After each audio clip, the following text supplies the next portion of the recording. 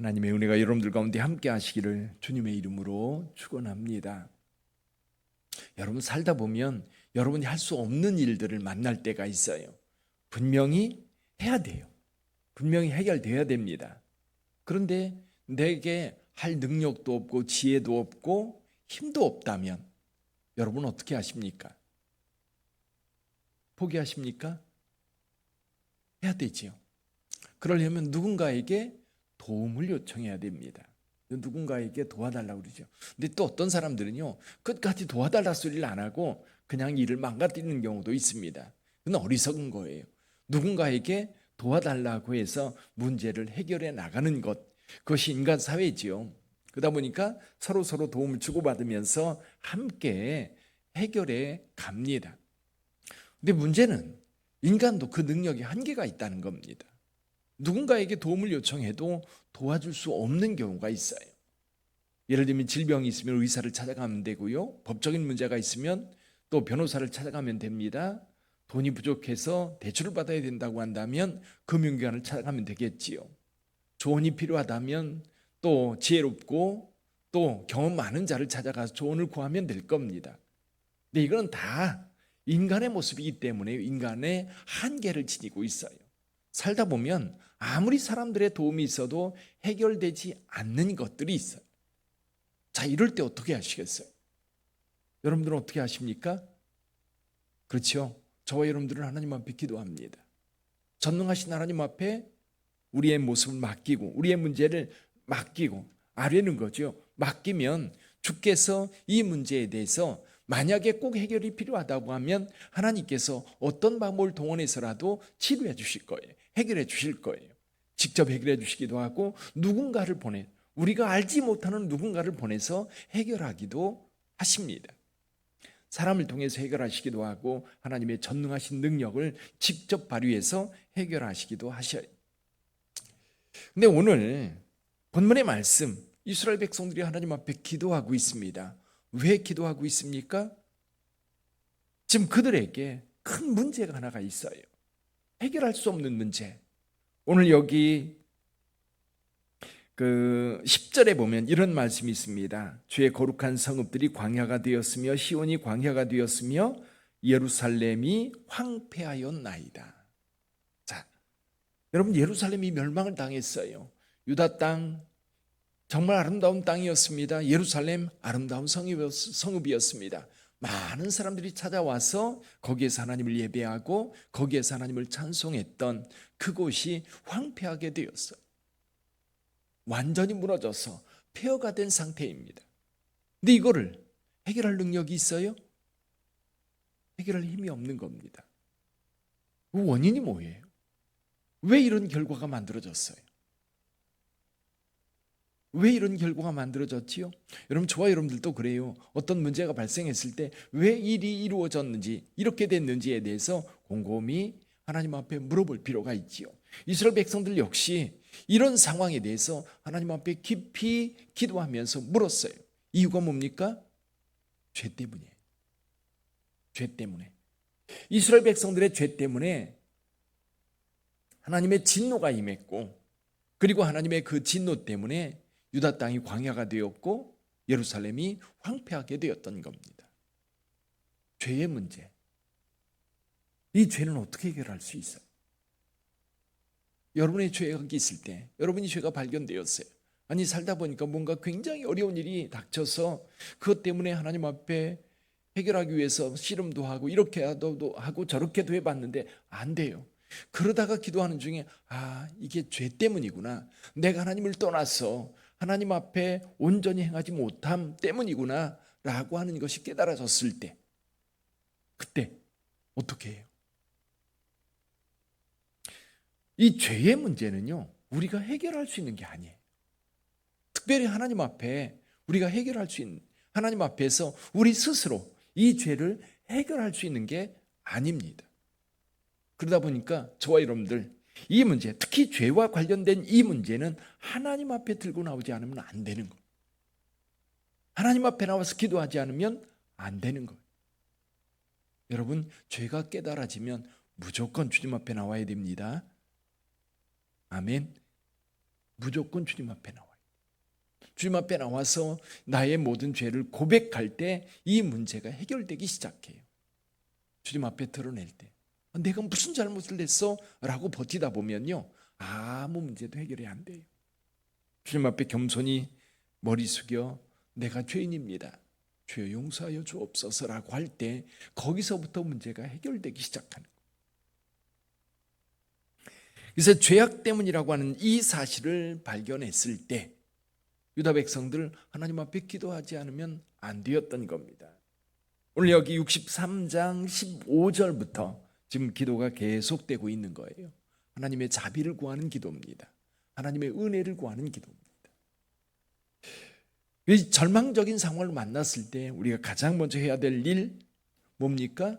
하나님을 찾는 일이에요. 그래서 목회를 하다 보니까 우리가 삶을 살다 보면 어려운 일을 당하잖아요. 근데 어떤 경우는 주님 앞에 먼저 달려오는 분들이 계시고 어떤 분들은 세상에서 방법을 다 찾다가 그제서야 안 되고 또 안 되니까 주님을 찾는 경우가 있어요.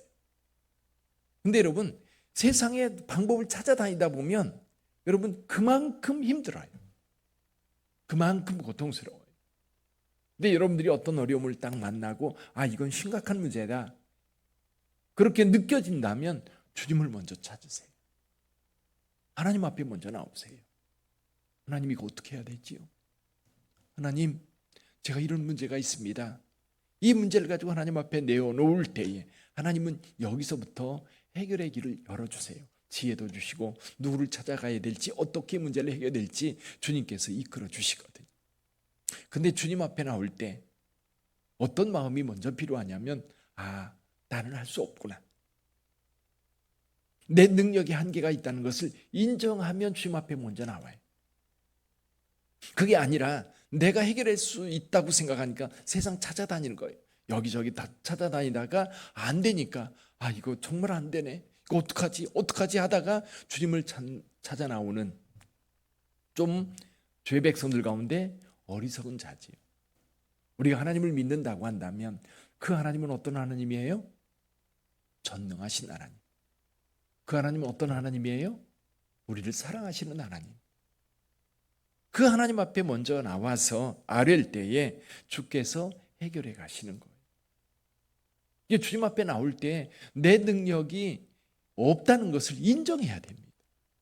인정 안 하면요, 계속 내가 스스로 해결해 보려고 애를 쓰다가 결국 끝에 가서야 하나님 앞에 와요.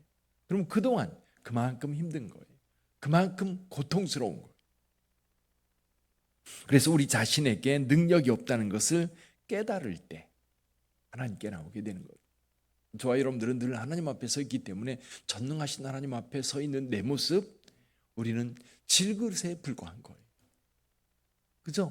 우리 하나님이 빚으면 빚어지는 대로 살아가는 것이 우리니까 우리 하나님 앞에 나올 수밖에 없는 거지.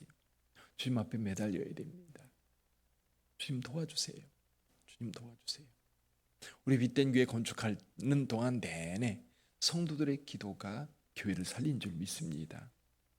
우리가 기도했고 하나님 앞에 구할 때 주님께서 길을 열어주시고, 정말 힘들고 어려울 때 이거 어떻게 하면 좋을까, 그럴 때 우리가 함께 기도했고 기도할 때 하나님께서 길을 열어주셨고, 때때로 하나님께서 보이는 손길 또는 보이지 않는 손길을 통해서 채워오셨어요.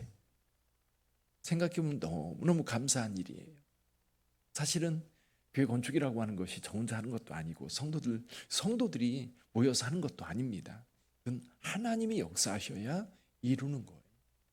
이번 과정도 제가 2년, 3년 과정, 건축하는 과정을 쭉 돌아보면 답답할 때도 있고 왜 이렇게 안 될까라고 할 때도 있었고, 그런데 하나님께서는 하나님의 때에 이거를 행하게 하시고 또 하나님의 방법으로 해결해 가도록 길을 열어주시는 거예요. 길을 열어주시는 거예요. 하나님은 살아계십니다. 그리고 구하는 자들에게 함께 하시는 하나님이세요. 여러분 개인적으로도 어렵고 힘든 일을 만날 때 주님 앞에 기도한다는 것 당연하게 우리는 알고 있어요. 맞아, 기도해야지. 근데 정작 이 문제가 내 문제가 될 때는 그렇지 못하더라는 거예요. 이게 평소에 훈련이 잘 되어 있으면 여러분 훈련되어 있는 훈련 상황을 가정하고 훈련을 충분하게 했으면 정작 그 상황을 딱 만났을 때 먼저 그렇게 움직여져요. 그래서 운동선수들은 생각 전에 몸이 먼저 움직이게 훈련을 받아야 된다고 그래요. 뭔가를 이렇게 해야지 행동하는 게 아니라 공이 날라오면 몸이 먼저 반응하는 거예요. 왜? 훈련이 잘 되어 있거든요. 그러니까 평소에 기도의 훈련이 잘 되어 있는 분들은 여러분 어려운 일을 만났을 때에 뭐부터 해요? 기도부터 하는 겁니다. 다른 거 생각할 게 아니에요. 주님 앞에 먼저 나오면 주님께서 방향을 정해 주시고 또 해결할 길을 보여주시거든요. 그러면 금방금방 해결해 갈 수 있는데 주님을 찾지 않고 딴 길로 향하면 그만큼 늦어지고 그만큼 어려워지는 거예요. 아마 여기 유대 백성들도 마찬가지입니다. 범죄에서 그들이 멸망당하고 나서야 그제서야 깨달았어요. 그리고 나서도 사실은 오래 걸렸어요. 수십 년 걸렸어요. 오늘 이사야 선지자가 이렇게 하나님 앞에 기도하던 이 상황들은 또 상당히 많은 시간이 흐른 다음에야 또 이와 같이 기도하고 있는 거예요. 자, 오늘 우리 어떤가요? 어려움이 있을 때 깨어 기도하는 것. 우리 빛된 교회는 기도하는 교회가 되기를 원합니다.